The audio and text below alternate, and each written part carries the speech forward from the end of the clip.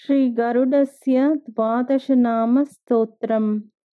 सुपर्णं वैनतेयं च नागारिं नागभीषणं जितान्तकं विशारिं च अजितं विश्वरूपिणं गरुत्मन्तं खगश्रेष्ठं तार्क्ष्यं कश्यपनन्दनं 12 नामानि गरुडस्य महात्मनः।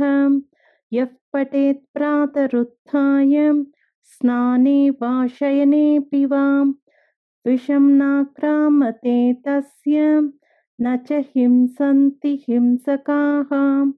संग्रामे व्यवहारे च विजयस्तस्य जायते बन्धनान्मुक्तिमाप्नोति यात्रायां सिद्धिरेव च। इति बृहत्तन्त्रसारे श्रीगरुडस्य 12नामस्तोत्रं सम्पूर्णम्।